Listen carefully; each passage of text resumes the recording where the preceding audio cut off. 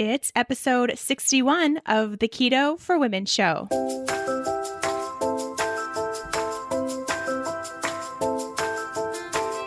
You're listening to the Keto for Women show, and I'm your host and nutritionist, Shawn Miner.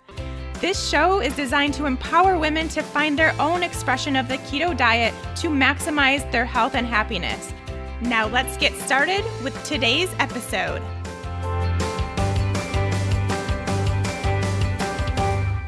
Hey friends, welcome back to Keto for Women. Thanks as always for joining me and yet another edition of the Keto Hot Seat. So we have so many more questions we still have to get to from a couple months ago when I asked for questions. So I am really going to try to hustle on this one and get to so many questions today. So we'll get started very shortly. Before I do that, a few announcements. First of all, I want to introduce a brand new partner to the Keto for Women show. Super excited. You've heard me talk about them before, definitely in the episode about liver health, because the things that we put on our body, those products that we as women use all the time, have such a huge impact on our overall health and particularly our liver health and our ability to detox and clear toxins from our system. So we need to put on the best quality products without all of those harmful chemicals and toxins that are in so many of the common products that we see out there today.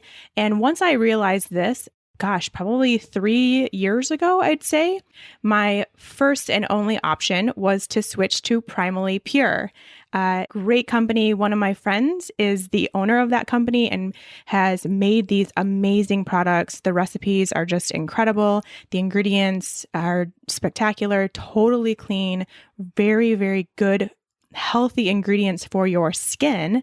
And it just became this huge passion of mine to share these types of products with other women because it is something that a lot of us are missing the boat on and could be something that's keeping you from actually feeling as good as you could. It's something as simple as, for instance, the deodorant you're using or the lotion that you're using on your skin, the soap, the face wash, those kinds of things. And that's what Primally Pure has done. They've taken these products that we've used every day and made basically products that you could actually eat. They're so clean. And sometimes they smell so good, you kind of want to. So just be aware. But they are sponsoring the Keto for Women show and super excited. We have a limited time offer for you all as listeners to use the coupon code KETO4WOMEN at primallypure.com and you get 10% off. So this is only going on through the months of August and September. So make sure you get your hands on some Primally Pure products. Start making this switch to safer skincare. It's something that I know a lot of us have on our mind. It's definitely a little overwhelming. If you start doing it in little chunks and find these products that you absolutely love, then it makes it so much easier and it really does take that burden off of you mentally, but also off of your body and your health and your liver in particular. Definitely start with the deodorant. I also am a huge fan of the beauty cream for your face. So Primally Pure deodorant is the only natural deodorant I've ever used that has worked through my workouts, through my hikes, through hot summer days, through all of it. It works 100%. But I also love the beauty cream just to help fight wrinkles and aging and dry skin. So I think that's really great. And I am a huge fan of their dry shampoo, believe it or not. I was a little skeptical at first, but it works so well. I even use it on days that I've showered and washed my hair to just give it a little extra volume. So those are my 3 top products, although I've tried them all and they're all amazing. They all smell so good. I can't wait for you all to try them. So head over to primallypure.com, use the coupon code KETO4WOMEN through the months of August and September, and you get 10% off your order. Let me know what you think. So that's the big news of today. Also, just a quick reminder, the next round of the Fat Burning Female Project is starting September 10th. I have picked the enrollment day.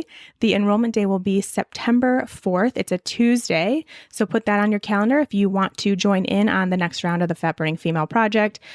I know there's a lot of interest, and as you all know, it does sell out. So it's really important to either put that on your calendar and make sure you enroll on that day. It is one-day enrollment, or you can put your name on the email sign-up sheet, and then you'll get notified the second that the enrollment does open. That's the best way to get notified, to remind you and for me to tell you that the enrollment is open. So that's coming up. The current group that started in July is on week 5, just about to finish up the class and move into their keto lifestyle. So very excited for them. It's always so great to just see it all play out. As much as I do this, it's always just equally as fun, every single group. I just love it. And I do want to let you all know it's a few weeks out still, but I did pick a day to do another webinar. I know I got a lot of you who tuned in to the webinar I did a few months ago on keto for hormones. This one's going to be a little bit similar, a little bit different. We will, of course, talk about hormones and females, of course, but this one's going to be somewhat like the talk I did on the keto cruise this past May. Will be more so like, why is keto different for women? So basically what makes us have to do things a little bit differently for our keto diets. And we'll talk more about the lifestyle and of course the hormones and the stress and stuff we talk about a lot here on Keto for Women, but you'll get to see my face and I'll have a little slideshow. So, mixing things up a little bit than just listening to my voice all the time. So if you want to be part of that, stay tuned for the information to sign up for that webinar, and it will be recorded. So if you can't attend live, no big deal, but it will be Friday, August 31st. So Friday, August 31st, sometime during the day. So I haven't picked the exact time yet, but it will probably be during the day. So if you have to work, you can tune in after work or over the weekend, as it will be recorded. I'll be asking for questions too. So you'll be able to get some questions in, even if you do have to listen to the recording. And it'll be a fun time. No big deal. But I hope a lot of you can attend live because it's really fun to interact with you all. Okay, enough chattering. Let's get to some questions because I am so determined today to get through these. I'm not going to get through them all, but I'm going to try to get through them as many as I possibly can. I know I say that every time, but I really feel the need today because I'm ready to ask for some new questions. I know there's a lot of you waiting for me to ask questions. So we're going to get through these. Just as a quick reminder, my Keto Hot Seat episodes are questions that I have asked for on one specific post on social media. So through Instagram and Facebook, I call all Keto Hot Seat questions. I compile them and I take some episodes to get through them. It's taking a lot this time. There were a lot of questions, which is great. And this means that, I guess the hot seat part of it means that I don't look at them. I don't prepare. This is totally off the cuff. I'm reading these for the first time as I'm reading them to you. And this is just how I would answer if you were to ask me when we were having coffee about this question. So it's very much candid. Sometimes it's just my opinion. If I don't know any facts or details, it may be an opinion-based answer. Sometimes I don't even know that. I have no opinion or I have no answer, and I will let you know that I have no opinion or no answer, and we'll move on. So just so you know, it's very much off the cuff, and I will totally tell you if I have no idea what the answer is. All right, let's get going. I've been severely lactose intolerant my entire life, and I'm 45. Since going keto this February, I have no signs of lactose intolerance, and I eat cheese and cream daily. Is this because the lactose with carbs is so inflammatory that it blocks milk absorption? Also, is dairy besides butter and heavy whipping cream considered a good and healthy source of fat? I love your show. I've sent hundreds of women to your podcast. Oh, thank you so much. I love the sharing. That's super important. Thank you. So first question. Basically, sounds like she cleared up her lactose intolerance by going keto. I don't think it's so much that the combination of lactose with carbs was the issue. I think that there could be some other things that are potentially healing. So if you do actually have lactose intolerance, what that means is that you lack the enzyme lactase that is needed to break down lactose. So you cannot break down dairy products, and you feel that in, usually digestive trouble in those kinds of symptoms. And so that's one type of dairy sensitivity. But you can also just have a dairy sensitivity where you just don't do well with dairy. Your body gets inflamed.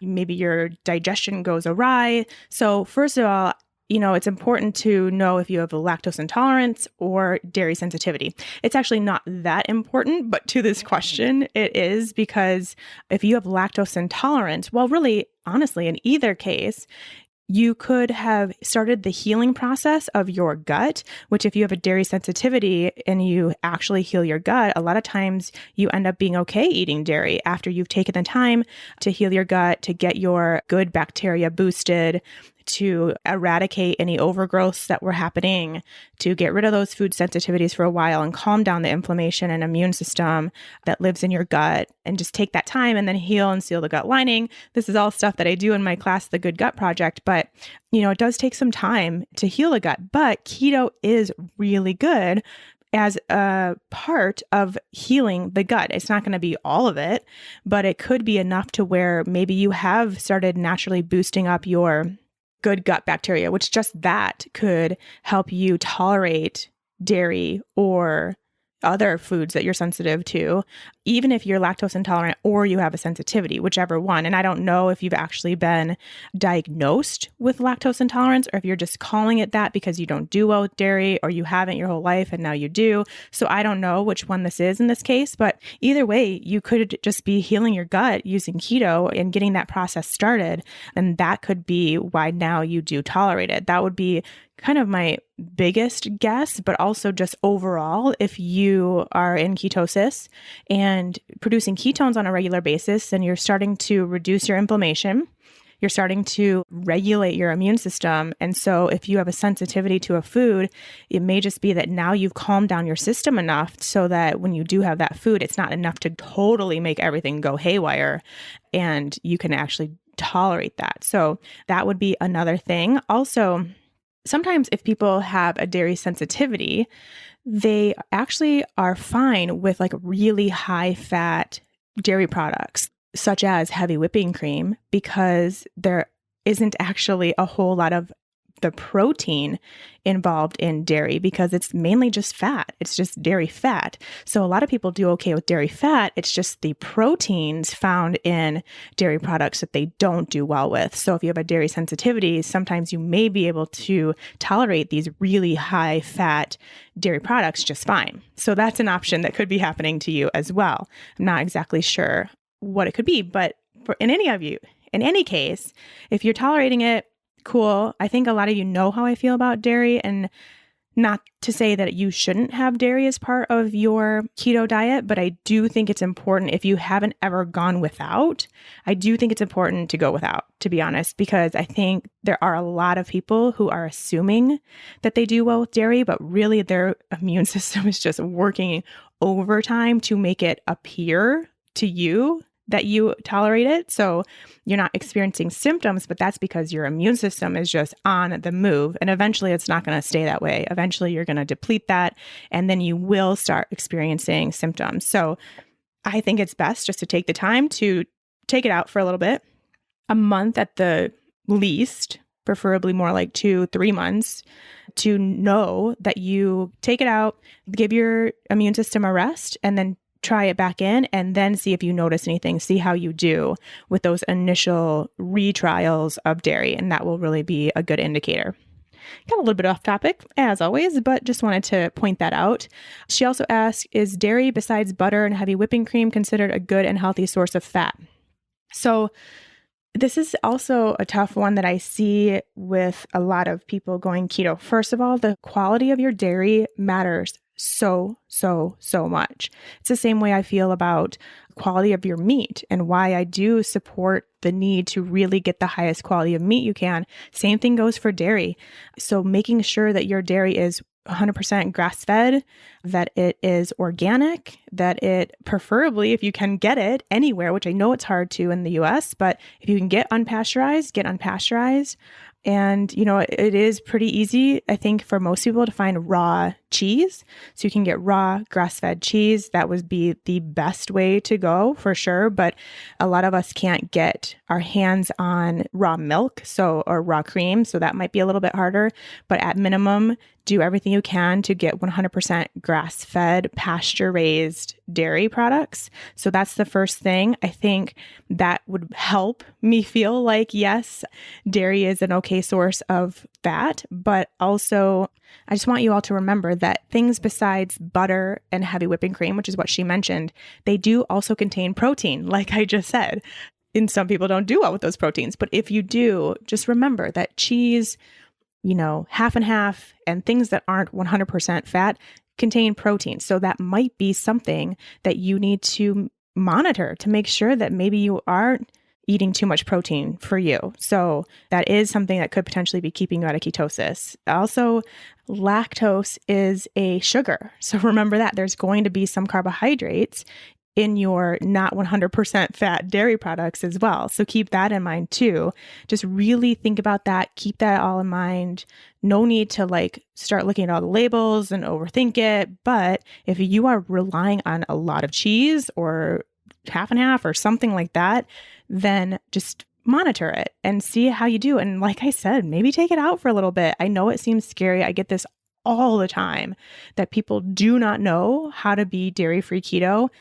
Every single post, for the most part, that I post on Instagram and Facebook is dairy-free. I almost never eat dairy, and I've been keto for over 2 years, and I'm fine. And it is super, super easy. So just know that it is totally possible. So if you really do want to find out how dairy is affecting you, then take the challenge. Give it a try. See what happens. All right, I have to move on or else I'm really never going to get through these. I have 2 burning questions, so I apologize for taking extra space. How does being on an antidepressant affect the results of a keto diet? How does a hormonal IUD affect the hormone balancing process of keto? So antidepressant, I don't really know scientifically anything that would keep it. And I also don't know what you mean by the results. So I don't know what your definition of the results of keto are to know what you think an antidepressant would or wouldn't help with. So I think that there is the possibility that an antidepressant would keep you out of ketosis. It would definitely keep you from weight loss while in ketosis. It would definitely keep you from feeling stabilized, feeling energetic, and maybe sharp, I think. So I do think that a lot of the things that we assume we will feel and that we do, a lot of us feel when we get into ketosis, I really do think that a lot of those could be suppressed if you are still on an antidepressant. And I've seen that a lot because there are a lot of women in the keto space that are on antidepressants, and you just can't get the full benefits or the full impact while being on the antidepressant. Now, I'm not saying to get off, of course. Please talk to your doctor, work with your doctor if that's something that you want to try, see if that's something that you should try, but it's all individual. I'm not a doctor, and I do not think that anyone should go off any medications without talking to the person who prescribed it for you. But just know, if you are on an antidepressant and you're trying keto and you're not feeling all the things that you could be feeling or should be feeling or want to be feeling, it might be that medication. And so that's something that you need to factor in. Same thing goes with the second question you asked, which is the hormonal IUD. Using synthetic hormones to do different things to your menstrual cycle than should or would be happening without. So even though it's an IUD, that is still going to kind of hinder your natural cycle to some degree. So it's not really something that you have a whole lot of control over, I guess you could say, when you have an IUD and you're trying keto. So of course, keto to regulate hormones, super great. I have lots of resources on that in the past 60 episodes. So you know how I feel about that when it's done properly. But with an IUD or with taking birth control pill or something where you are using hormones as a supplement, essentially, you're not going to experience the balancing effect nearly as much, if at all, especially with the pill. You're just going to be kind of foregoing that for now. But if you are on the IUD, still to some degree, even though it's less, of course, still to some degree, you are going to be experiencing that or not experiencing the benefits of keto with that IUD. Next one, what are the best apps to track macros? I do not know because I do not track macros. I never have. And I see a possibility of wanting to do that for the first 3 to 4 weeks, maybe, of keto. But then I really highly promote not using an app beyond that. Once you've gotten the hang of it, once you know what your keto plate looks like, and you can start using your own intuition to keep you kind of around that range, then I really don't think that apps do anything but take you away from other joyous things in life. And I'm totally saying that from experience. I've done it. So don't have an answer for you. Sorry. Hi, lovely. Thanks so much for opening up another Q&A. I've been keto for some time and fast for a few days a week to keep inflammation down. I noticed that I get really cold on fasting days. Is this my metabolism slowing? Interesting. I noticed this too when I was fasting. And I guess in a way, yeah, it is your metabolism slowing. I think it's a couple things that are happening. I think first of all, your active thyroid hormone, T3, is lowering a little bit when you fast. So that's causing this coldness to happen. I think also, just think about it. Your body is not getting the energy in the way of food, calories are energy, that it's used to or that it wants. And so, yeah, it can go to burning stored fat and all that stuff, but it's not exactly the same. It's not like eating a plate of a ribeye steak and broccoli with butter is the same thing as eating stored body fat for your body. It doesn't go totally correlating. It's not totally the same. So it's not getting what it's used to getting or what it wants. So it's going to down-regulate everything. It's going to just slow everything down so that it can conserve energy because it doesn't know when you're going to provide it food again. So until that happens, you're going to feel that slowing down. And of course, it will be, like I said, the thyroid hormone. It will be your overall energy expenditure. It will just basically slow all of your systems down. And I think we feel that as a lower temperature is what I would assume is happening. Now, again, this is not anything that I have researched or looked into really all that far, except that for me, it's just something, and this is something that I kind of came to the conclusion when I was fasting, that it makes sense that that's what would happen. Lowered energy intake equals lowered energy output for our bodies. Our bodies are very smart, right? They're meant for survival. They're going to do whatever they can to survive. If there's not food coming in for an extended period of time, they're going to downregulate until they get the knowledge that there will be more energy coming in. That's just kind of my overall thought on it. All right, moving on. How did you use keto to heal your ulcerative colitis? I've had it for 5 years and haven't been able to kick it without medication. I've been keto for 1.5 years. Thanks for all you do. So really important. Basically, when I got into remission from ulcerative colitis, it was a combination of a lot of things. So it was not just keto, although I think keto has helped me stay there for an extended period of time. Like I don't ever have any symptoms and I haven't since going keto, but it was also a complete change in my lifestyle, like completely. I had to reduce or eliminate every single stressor I could. I had to go from, and I say this all the time, I think you guys know this story. I had to go from being this like type A go person where I couldn't just sit down and not do anything. I had to be doing something all the time. I went from that type of person to this just forcing myself to chill out. And so much of the autoimmune disease that I see, particularly ulcerative colitis, is very emotion-based, very stress-based. And when I see these women or people in general lower their stress and really work on their gut health, so those two things in combination, and then also go keto for the inflammatory and the immune system benefits, those three things are really like the equation, I think, that could actually get you off medication in the future or lower it perhaps. So it's not just diet. And that's a big thing that I think is missing in a lot of the people trying to use diet and dietary changes to heal their autoimmune disease. There's so much more. You have to have a healthy level of movement. You have to have a really good amount of sleep and good high quality sleep. You have to really reduce your stress. You have to meditate. You have to journal. You have to go out in nature. All of these things that I talk about that are really lifestyle factors that I think a lot of us brush to the side. Those become absolutely imperative really for all of us, but definitely if you have autoimmune disease, not something to overlook. So keto is great, but you've got to look at the other stuff. I mentioned the gut health stuff. If you haven't already completely checked out every nook and cranny of your gut, if you have autoimmune disease, please do find a practitioner who does gut testing And please find that out. And if it's ulcerative colitis in particular, you've probably had one, if not many, colonoscopies. I'm talking beyond that. I'm talking stool testing, full panel of stool testing. Find out how you're digesting your food, how you're absorbing your food. If you have any gut bacteria issues, any candida issues, find it all out. That makes such a big difference. Such a big difference. Okay. Again, something I can talk about so much longer, but I'm trying to get through these. Is the keto diet good for SIBO? I think I've talked about this, I think even just a few, I don't know, maybe it wasn't on the podcast, but I did talk about this somewhere. And I will say again, just quickly, yes, it is great for SIBO. I definitely have other podcast episodes where I have talked about this in more detail.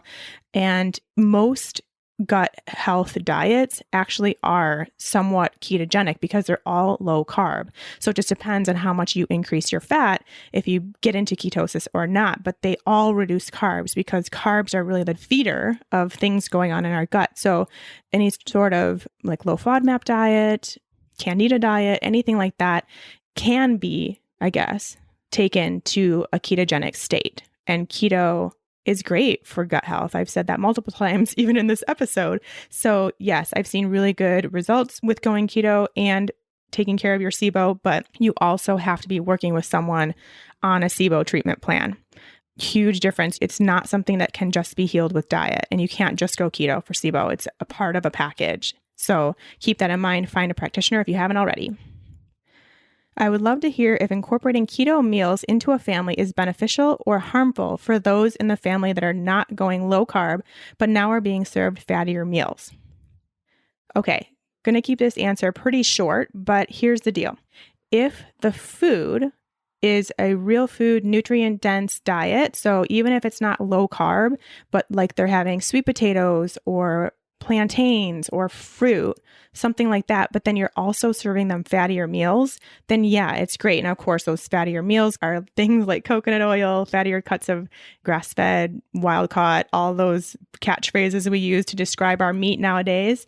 If it's that, if it's grass-fed butter or ghee, if we're using good high-quality fats and good high-quality carbs, then it's great. You're just building a more balanced diet with tons of nutrients. Now, if you're feeding them extra fattier meals, but their carbs are like animal crackers and cookies and chips and cake, things like that, then that is where we're going to see an increase in inflammation. You're not really doing a whole lot to control the blood sugar.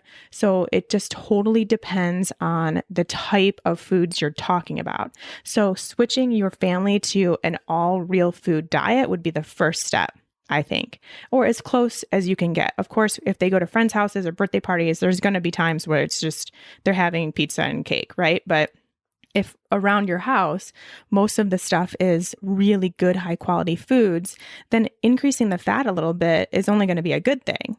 Now, they're not going to go probably full keto fats, just bumping it up to the normal things, the things that you're doing at your meals, maybe they're doing most of kind of situation, which is great. It's just my concern is really with the quality with that, and you should be just fine. What macros do you feel are most successful for a leaner body composition? 5, 70, 25, protein gram goal. There are several discrepancies from different ketogenic coaches regarding protein. Curious of your data. My data says that everyone's different. So me answering this question is totally pointless because what would be good for you would be different for me, would be different for Susie down the street. We're all different. So there's no right answer or wrong answer to this question. The answer is you finding out what works for you, what makes you feel good. So I think there's a wide variety of protein macros, for lack of a better word, that works for different people. So I think that that's something that you can really play around with and see how you feel. If you're someone that works out, maybe you need more. If you have a leaner body composition, you have more muscle mass, maybe you need more, maybe you need less if you're more sedentary. It just totally depends. And that's the entire reason and message for the Keto for Women show is just letting you all feel comfortable and confident enough to find out what works for you and not talking to somebody else or looking at someone else's blog or Instagram or Facebook to see what macros they're doing and how lean they are, because it's not going to work for you. You guys are not the same people. So there's no point. Like, yeah, I think it's great to get inspiration for meal ideas and things like that and just share each other's journeys, but our journeys are not going to be the same. So me telling you the macros that I eat for a leaner body composition, not going to work for you. So figure it out, do your own testing, do your own experiment. It's really fun. I decided to start keto after failing several diets for complex, rare chronic pain conditions and GI issues. I'm about to get stem cell therapy and was wondering whether it's a bad idea to start keto a week before my procedure, since I may experience the negative side effects. Although I honestly already experience them day to day with my current symptoms. Just listen to your podcast on Primal and so glad to have found you. Very insightful. No, I think if you, which I never tell anybody to do, but if you are going the keto for women route with your transition into ketosis, you're taking things slow. So you're first of all starting with a real food diet. Second of all, you're taking at least 3 or 4 weeks to make that transition into ketosis. So you're taking your time, lowering your carbohydrates a little bit each week, increasing your fats each week, moderating your protein as much as you need to based on what you're used to eating each week. Just do it slow, then you'll be fine. But keep it real food and you should feel nothing but good things that come out of your therapy treatment. I've been keto for 3 months and all 3 months I've had extra periods while on the pill, like 3 out of 4 weeks per month. Ooh, that's not fun. What could cause that? My PCP is very supportive of keto, but didn't seem to think it was keto related. I just went off the pill this week after learning from you about the negatives, but I'd like to know what could cause the extra bleeding. Thank you so much for all your encouragement and teaching. So like I mentioned quite often, if you have hormonal imbalances, if you have issues with your cycle when you transition to keto or while you're in ketosis, you're stressing out your body most likely. That's my very first thought whenever I hear this, is that something that you're doing is causing too much stress on your body and it's showing up in changes in your menstrual cycle. So if that is the case, you need to figure out what that is. It could be that you've started eating less food. Maybe you're fasting too soon. Maybe you're not eating enough fat and you're not actually in ketosis. You're just in low carb purgatory because you've significantly decreased your carbs. So now you have no energy source. All the things I talk about here all the time. And I would really encourage you to go back and listen to the first couple episodes of Keto for Women, where I talk in detail about things that can go wrong with women in keto that would show up in your hormones. And so your hormones are going to show up most likely in changes in your menstrual cycle. So glad you got off the pill and you should start seeing that regulated as long as you are eating enough food, you're not fasting too soon, and you're in ketosis and you've taken the time to ease into ketosis. Those would be my biggest advice. My 3, 4 pieces of advice would be those. Could you do an episode on PCOS and its role in hypoglycemia and fatty liver? What if you have PCOS and still can't lose much weight after 4 months on keto? I am not going to do that here. I did a whole episode with Jimena de la Serna on PCOS. We will link to that in the show notes. Please go and listen to that. It will help you so much. I'm a mom of 3 young kids, ages 5, 3, and 1. I've been trying to eat keto for over a month, but I've not registered any ketones with my meter, and I'm still tired and struggling with energy and moods. I don't handle stress well. Is there a point where I stop keto and just say this isn't working for me right now, or is there more I can do? With all the veggies I eat, I'm definitely averaging around 30 net carbs, so much more total. And that's without any occasional chocolate or berries. Please help. No, I don't think you say this isn't working for me right now. I think you just give your body a little bit of a break. Listen to last week's episodes about signs you may be ketoing too hard and things that you can do to change that. I think it could be possible that you're stressed out and your stress is keeping you from actually being able to get into ketosis. So you're stressed out. You might not be sleeping all that much with ages 5, 3, and 1. Those kiddos might be keeping you up. Sleep will keep you out of ketosis.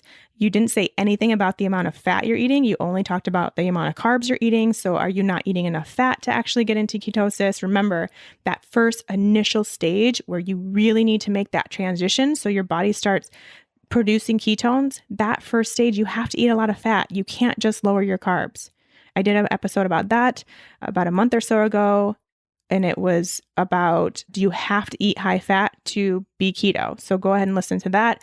Maybe you aren't eating enough of fat. So just increasing that could be the one thing you need. But I have a feeling it's that plus also sleeping and de-stressing. Just really work on finding some time for yourself, which I know is hard with 3 kids, but find some time for yourself, meditate, take a walk, take a few deep breaths, whatever you can do.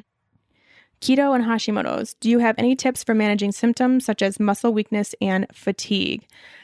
Well, I think, again, it's something where we look at diet, but it's everything. So diet's, of course, going to help. I'm assuming if you've been diagnosed with Hashimoto's, hopefully you've, like I mentioned back with the other autoimmune disease question, you've taken the time to do a gut health test. So looking at your gut health and seeing what's going on in there and what you can do to start healing the gut. So get everything balanced and regulated and eradicated if needed to, and start healing the gut.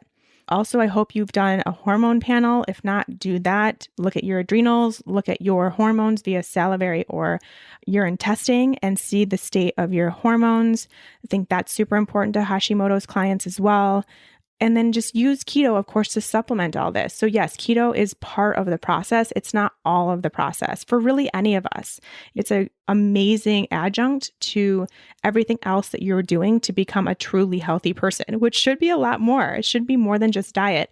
We so often only look at diet and it's only part of it. So since you're experiencing muscle weakness and fatigue, I would assume that you have definitely some more things going on that's keeping you experiencing these symptoms of Hashimoto's and not experiencing the symptoms of keto. Basically, we'd like to reverse that and looking at your gut health, looking at your hormone health, making sure you are really managing your stress, you're getting enough sleep, you're staying away from toxins as much as possible. All these things that we talk about here on Keto for Women all the time, we actually have to implement. We actually have to do.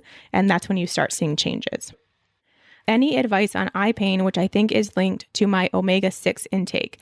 I can't find much in the way of research on this, but when my carbs are low and I eat something high in omega-6 like chicken thighs, or anytime I eat out, I wake up the next morning with my eyes dry, painful, and watering. Cod liver oil helps a bit, but it still happens to a lesser degree, even when I'm very carefully watching my omega-3 to 6 ratio. Increasing my carbs eliminates this problem.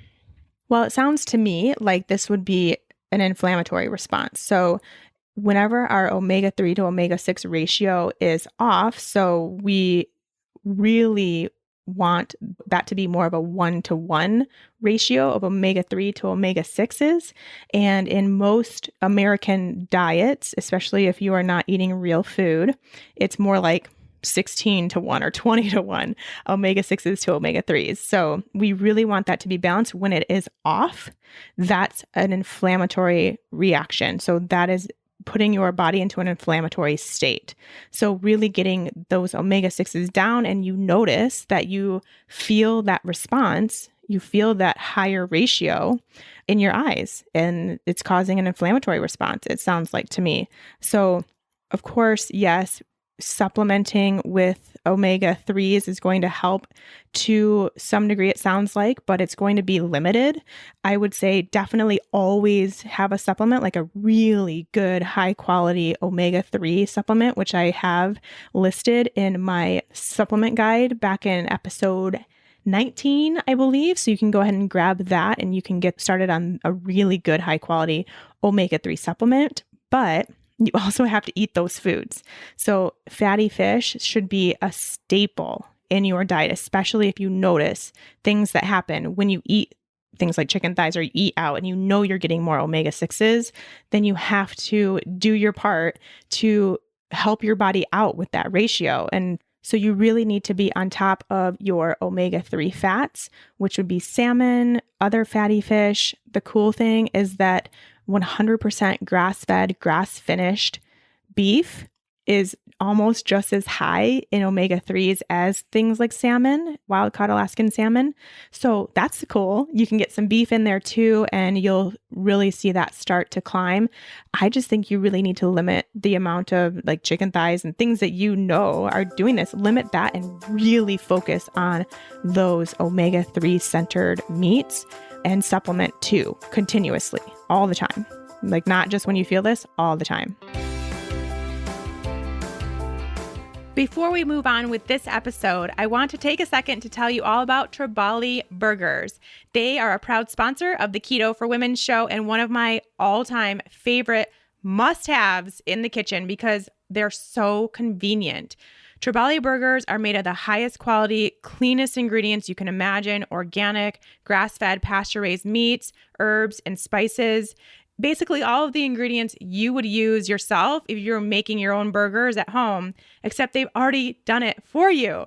Not only that, they freeze them too. So these are frozen burger patties that are just the highest quality foods you would ever want. And that's what makes them so convenient. You take them out of the freezer, pop them in a pan or on the grill, and within 10 minutes, you're ready to eat. I always make sure I have them on hand for times when I'm traveling or I just forgot to take out things from the freezer to cook for dinner. This always comes in handy and makes a great meal no matter what. They come in 3 flavors: Mediterranean and umami, that are the beef flavors, and chipotle chicken, which is my personal favorite. So good as a taco salad ingredient. You've got to try it. Tribali Burgers are available at Target and natural grocers now. They've been at Whole Foods too, so you can get them pretty much almost anywhere nowadays, which is really exciting. But you can also get them on their website at tribalifoods.com. That's TRIBALI foods.com, and use the coupon code KETO4WOMEN and you'll get 15% off your order. That's tribaliburgers.com and use the coupon code KETO4WOMEN to get 15% off your order. You can go ahead and use the link in the show notes to head over there now and grab your burgers. You'll be so happy you did the next time you need a quick meal. I'm so excited for more hot seats. My question is, are heart palpitations, flutters normal at the start of a transition to keto? This is my second time doing keto, but I'm looking to make it a lifestyle change this time and working hard to listen to my body and give it a lot of grace and care. Heart palpitations have never been an issue for me in the past. I'm 34, otherwise healthy and fit and not overweight. I've never had any heart concerns, and of course, I'll check with a doctor if this persists.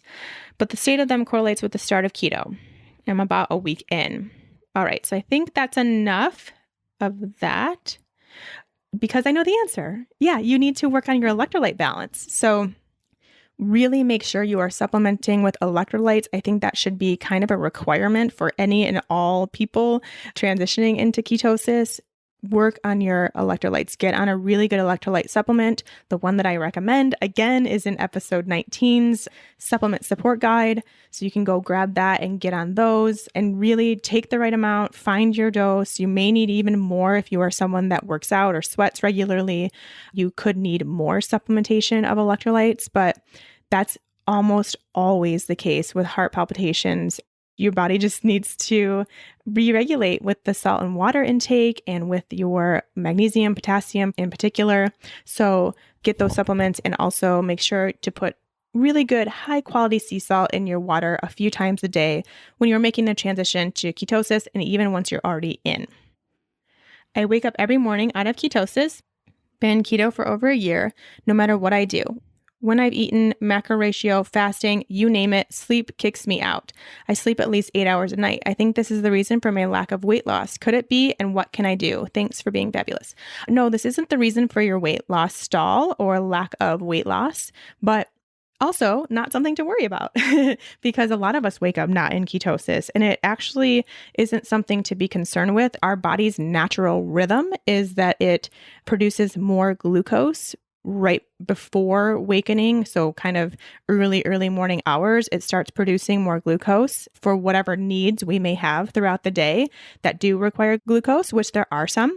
And so that little bit of extra boost of sugar in our blood will temporarily decrease our ketone readings, but not to the point where you're not in ketosis, you're no longer fat adapted, nothing like that. It's not a big deal. And you will notice that later on in the day, if you test around 4 or 5 p.m., you're in ketosis. So it's fine. And that's really why I first of all say, don't test more than once a day by any means. That I think is way too much, but also test later in the day. So test between lunch and dinner. away from food, away from workouts, that's when you should be testing. You don't need to test first thing in the morning because a lot of times it's going to throw you off and it's not necessary. You're doing just fine. Next, how to get rid of candida. Well, this is the loaded question. First of all, test to make sure that you know that you have candida. Don't just assume it because you read online somewhere and your symptoms seem like it may be candida.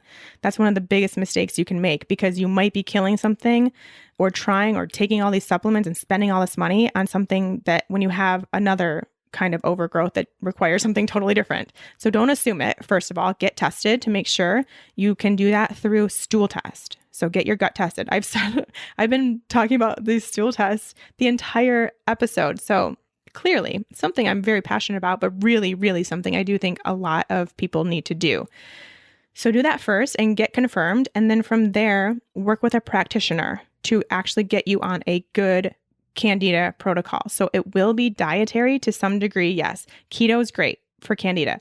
Dairy-free keto, I should say. So dairy-free keto is great for candida, but you also have some other random things you'll have to take out just for a short term. Your practitioner will help you with that. But things like certain fruits and certain vinegars, obviously sugars and things like that, things that would potentially feed the candida. But then there's also a supplement protocol. And so really make sure that you, again, are working with someone who knows the right supplement protocol, or else you're going to be spending tons of money on something, trying to do it yourself, and it's not going to work. I see this all the time, and it's a huge waste. It really pays to find someone who knows how to treat candida. It really pays to take the time to find someone who knows how to eradicate candida and do it once properly, because supplements are key to success there. Example of 3 meals a day keto meals. I feel like all I see are huge meals from people who eat 1 to 2 meals per day. You should look at my Instagram because I eat 3 meals a day, at least, usually 3 meals and a snack somewhere in the afternoon. But my meals are also big. They're huge. But I just have 3 huge meals a day because I like food and my body likes food and my body likes nutrients, and I feel really good doing that. So for me, an example would be like a couple eggs and a piece of sausage or a couple pieces of bacon, some veggies maybe for breakfast, cooked in either the bacon fat or some tallow or something like that. Lunch is a salad with avocado, dressings, either chicken thighs or ground beef, something like that. And then dinner is roasted veggies and some sort of protein like steak or pork chops or something like that. It's really quite simple. That is really 90% of the meals that I eat are that. Now, they're huge, but there's a lot of veggies. There's lots of veggies, and all the veggies have some sort of fat on them, because veggies without fat are not good. Veggies with fat, delicious, huge difference. So that's kind of how I make my meals keto, is just to have the veggies be the source to get the fat in to my body. Works really well, really easy. And so you may see my meals and think they're huge, but look at the amount of veggies that's on there and the amount of veggies that are carrying fats into my mouth. Really important. So easy. Is there a benefit from going from strict keto to a little more carbs? I really miss seasonal fruit. I've been in ketosis for a while with a few slip-ups and only really miss fruit. Unfortunately, I know fructose is very harmful, so not sure if I should try to ban it from my life or work in a small amount from time to time. Good question. I think that the biggest benefit is that you're going to be satisfied and you're going to have foods that you love, and you're not going to miss out on seasonal fruits that are totally natural and healthy and normal for us to eat. It's not a big deal. I think that there's a lot of demonizing of fructose out there, but for most people, the fructose that comes naturally in the form of fruit that our earth has created is going to be just fine. It's in a perfect package that Mother Nature created for us to provide us nutrition and really delicious food without harm. So having some berries or a peach or watermelon, things like that are all in season right now is totally okay. And you probably, if you don't feel better, which is highly possible, like if your keto diet doesn't feel better for you, you don't have a little bit more energy, a little more spark or whatever, you're just going to feel exactly the same. I highly, highly doubt you're going to feel any worse by having a peach every once in a while, or even a couple berries every day, or however it looks like for you. But I think to deprive yourself of something that you really, truly want, that is really healthy food from the earth, is just not a kind of diet I want anyone to be on, and not something I would ever promote. If keto looked like that, I would not promote it. I would be far, far away from that. But that's the beauty of a ketogenic diet, is that you can eat your foods that you crave, that you want. And this is the one thing that you really want, and you're telling yourself you can't have it. That's not a good relationship with food. But keto doesn't have to be that way. So we can eat the foods that we want, even though there's some carbs in it, even though it has fructose, you're going to be just fine. Your body's going to love it. You mentally are going to love it because you're eating some of your favorite foods. You're not depriving yourself of in-season things, which is so important. And you're going to feel great. So give it a go. I think everyone, honestly, well, I think most of us really should be taking advantage of the seasonal fruit if that's something that you really enjoy and have always enjoyed. I think most of us are going to be okay. Now, if you do have really severe blood sugar issues, you might not be. That's something that you're going to have to determine for yourself. But I think a lot of us are going to be just fine and really should be enjoying some of the fruits of the summer. They're so delicious and so good for you. So go ahead. I enjoyed your episode on birth control, but you did not touch on methods of permanent birth control such as tubal ligation or Essure. What is your opinion of these methods? Which would you recommend? I'm in perimenopause, still have a regular cycle, removed my IUD after 10 years, and have completed my family. I don't have a whole lot of knowledge about this, so I'm not going to be able to give you the answer that you are looking for. I would assume if you are just, this is again, total opinion, just something I'm thinking off the top of my head. I don't know the answer to this entirely, but if you are doing a tubal ligation, it's probably totally safe and fine, I would assume. I don't think that it does a whole lot to your hormones, but I do not know that for sure. I'm just thinking based on the very small amount that I know that you should potentially be fine. So maybe that's a route to look into more. To really, what you want to look into is what happens to your hormones during this process and after. So how does that procedure affect your hormonal imbalance? So do you still have regular menstrual cycles? Do you still have ovulation? What's happening or what takes place because of that change? So that's something that you'd want to Google perhaps and see if that's the route to go for you. Obviously, I will always recommend the process that causes the least disruption to your hormones. So look into that, Google it, see what you can find out on how that affects your hormones. Both of the ones that you mentioned.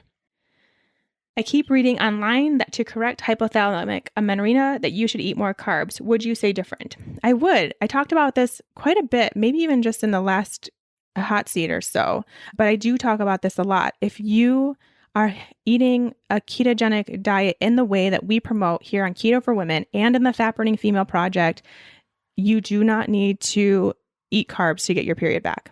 That's not the route to go. Now, if you are not going to be in ketosis and you're trying a low carb diet, it's not going to go well. It's not going to help your period. You're going to be in low carb purgatory. Your body's going to be stressed. If you get into ketosis and you take the time to get into ketosis, you keep a lot of food in your diet, you eat a nutrient dense diet, you eat enough fat, you know you're in ketosis, all these things that we talk about all the time here. You eat carbs when you want them and when your body's telling you to, you will get your period back. It just works. It just really does. So that is the difference. Ketosis versus low carb purgatory. If you're going to be in low carb purgatory, eat carbs. Okay, I think we will maybe make this the last one unless I can talk really fast. Hi, Sean. Thanks for everything you do. Such a positive and support lighthouse in the keto ocean. Had a question about energy levels. Have been doing keto for 9 weeks, testing ketones, and I'm always in the 0.5 to 1.5 range. I still have not seen any increase in energy or brain clarity. Get so lethargic by the end of the day and find it hard to concentrate at work. Taking electrolyte tablets eating lots of fat, just can't seem to get over this tiredness, I would take a peek at your hormones. So like I mentioned, doing a salivary or urine hormone test to see where they are at, where your cortisol is at. You could really be suffering from some adrenal fatigue that is keeping you from feeling great, even in ketosis. If your cortisol is tapped out, like bottom basement, like I once was, trust me, I know how it feels. You feel pretty darn crappy by the end of the day. So I would look at that. I would also be interested to know your blood sugar markers. So fasting glucose, fasting insulin, HbA1c, those would be the big ones that I like to see, because even though you are in ketosis and you have been for, let's see, what does it say, 9 weeks, that's not really that much time to completely heal and stabilize your blood sugar if you have blood sugar issues. If you started with having a high insulin or high glucose or high HbA1c, something like that. If you are still dealing with an imbalanced blood sugar, that will show up as fatigue and brain fog too. So I'd be interested in both of those. I'd also be interested to know how much you are moving, like what kind of workouts you're doing, what kind of movement you're getting in, how much protein you're eating. There's a lot of different things. If you haven't already gone to see my Keto Roadblocks video series, I would do that, because you might find yourself in one of those. There's 10. I think I just said like 2 or 3 of the possible 10. You might be able to find some more of yourself in those others that I have in that. It's just the free video series. They're super quick. They're all like a minute or 2 long. So you'll get through them all, and it will give you some more options as to why you're not feeling all the benefits of being keto when you're in ketosis. So you can find that right on my website. We'll link to it in the show notes here too. Okay, I'm going to fit in one more. Hi, Sean, you are the best. Thanks for sharing your knowledge with us. I love all you are doing. Hot seat question. When fasting for 18 to 20 hours, do you have to consume all blocks within the first 4-hour eating window? I'm not that hungry and find it hard to eat so much. Thanks again. So when she's referencing blocks, she's talking about the Fat Burning Female Project and how within that class, how we basically quote unquote track our food for the first few weeks. So that's what she's talking about. This is the hard part about fasting, because of course, if you're fasting 20 hours, you only have 4 hours to eat. So within those 4 hours, obviously you need to eat as much as you can. Of course, you're not going to be able to eat an entire day of food in 4 hours. It's going to be probably almost impossible. I do think that you could get a lot of it in though. I think making the right choices to where you're choosing foods that maybe don't take up so much space and aren't as filling would be the best option. So obviously that's going to be a lot of fat sources, a lot of different kinds of oils and things like that you're using in your meal. So I do think you can get pretty close. And I think that that should be a goal. Remember, it's kind of this like feast mode that we're in to some degree in a very nutrient dense way. So not feasting on like cupcakes and donuts, but feasting on really good, high quality, nutrient dense keto meals would be what you need to do in those 4 hours. But I think if you start the feasting right at hour 1 and then have another meal at like 3.5 hours, you could get at least 2 really good meals in there. So that's really the goal. You're probably not going to get in as much food as you should in a normal day, but then throughout the rest of the week, so, the other parts of the week where you're not fasting, I'm assuming you're not doing this every day. So if you have days off, that's when you really make up for some of the nutrients you may have lost too. All right, I'm going to stop there. We got through a lot. I'm feeling good. We're probably going to do one more episode on these, and then we will ask for more. Can't wait. So be on the lookout for that maybe in the next month or so. And with that, we will end this episode. Thank you all so much for your questions. So fun to do this. I hope you're enjoying them as much as I am. And I will talk to you next week. Bye-bye.